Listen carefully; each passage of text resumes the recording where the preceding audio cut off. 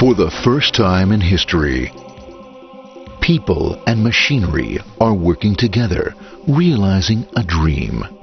A uniting force that knows no geographical boundaries without regard to race, creed, or color. A new era where communication truly brings people together.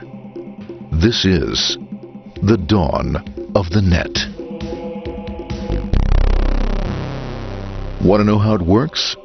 Click here to begin your journey into the net. Now, exactly what happened when you clicked on that link? You started a flow of information. This information travels down into your own personal mailroom, where Mr. IP packages it, labels it, and sends it on its way. Each packet is limited in its size. The mailroom must decide how to divide the information and how to package it.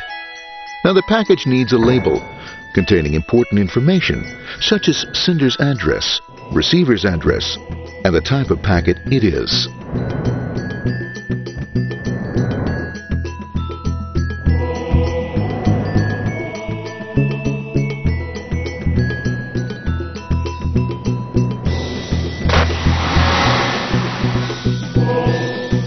Because this particular packet is going out onto the internet, it also gets an address for the proxy server, which has a special function, as we'll see later. The packet is now launched onto your local area network, or LAN. This network is used to connect all the local computers, routers, printers, etc. for information exchange within the physical walls of the building. The LAN is a pretty uncontrolled place, and unfortunately, accidents can happen.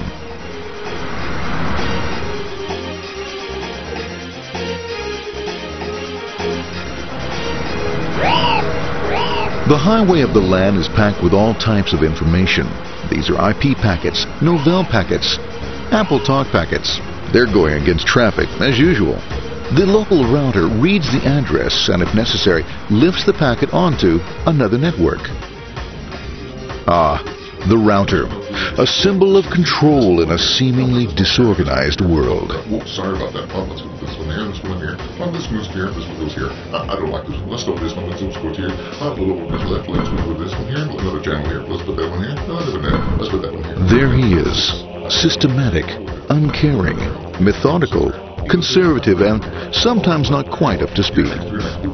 But at least he is exact, for the most part. And this one was there. Well, another one that was there. That was there. He's behind him. He was there. He was there. He was there.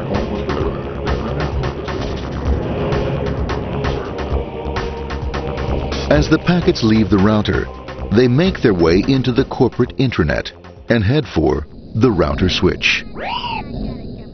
A bit more efficient than the router switch plays fast and loose with IP packets, deftly routing them along their way.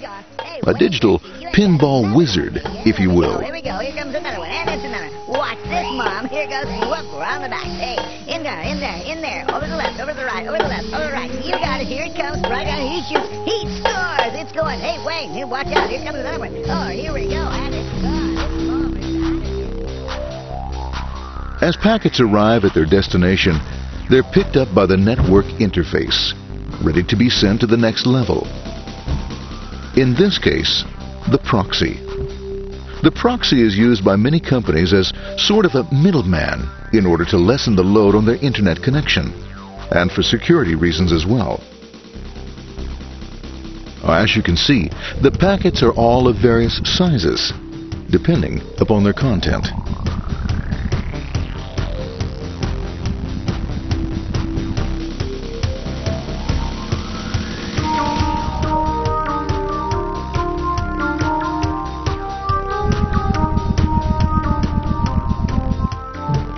The proxy opens the packet and looks for the web address, or URL.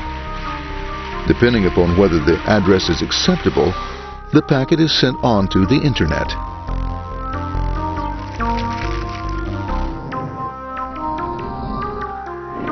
There are, however, some addresses which do not meet with the approval of the proxy, that is to say, corporate or management guidelines. these are summarily dealt with. We'll have none of that. For those who make it, it's on the road again.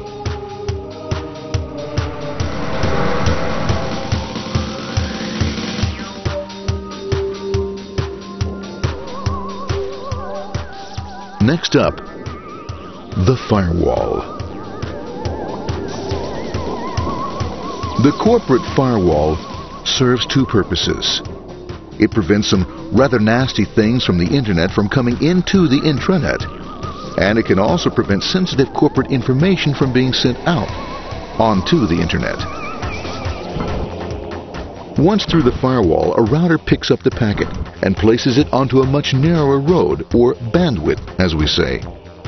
Obviously, the road is not broad enough to take them all.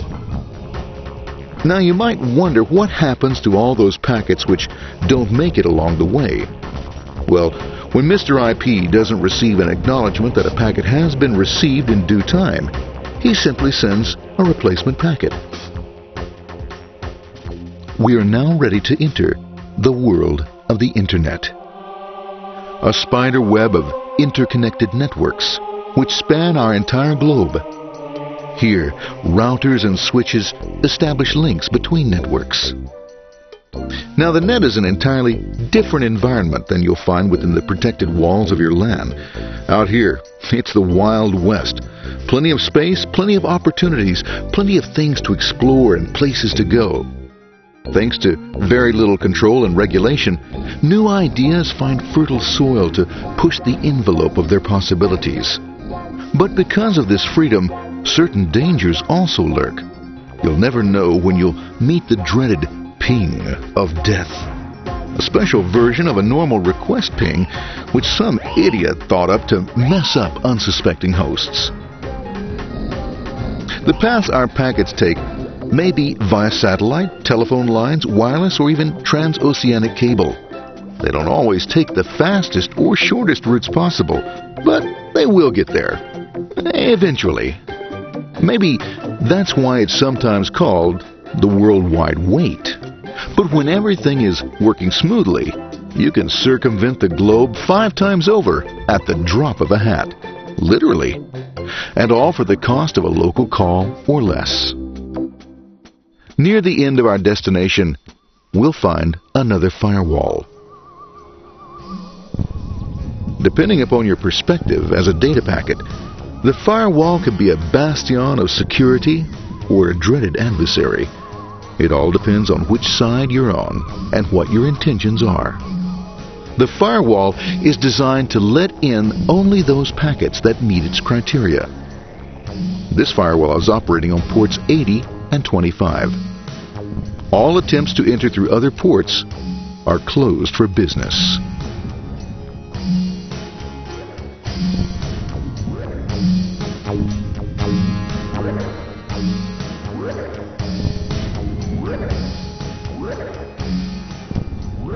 Port 25 is used for mail packets, while Port 80 is the entrance for packets from the Internet to the web server. Inside the firewall, packets are screened more thoroughly. Some packets make it easily through customs, while others look just a bit dubious. Now, the firewall officer is not easily fooled, such as when this ping of death packet tries to disguise itself as a normal ping packet. It's okay, go on. It's okay. No problem. Have a nice day. We out of here. Bye. For those packets lucky enough to make it this far, the journey is almost over. It's just a line up on the interface to be taken up into the web server. Nowadays, a web server can run on many things, from a mainframe to a webcam to the computer on your desk. Why not your refrigerator? With a proper setup, you can find out if you have the makings for chicken cacciatore or if you have to go shopping. Remember, this is the dawn of the net. Almost anything's possible. One by one, the packets are received, opened, and unpacked. The information they contain, that is, your request for information, is sent on to the web server application.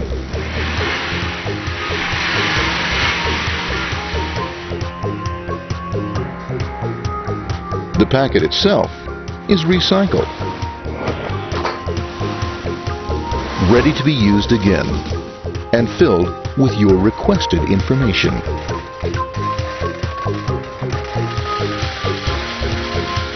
Addressed and sent out on its way back to you. Back past the firewall, routers, and on through to the internet. Back through your corporate firewall.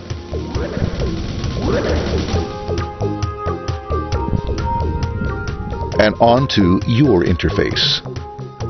Ready to supply your web browser with the information you requested. That is, this film.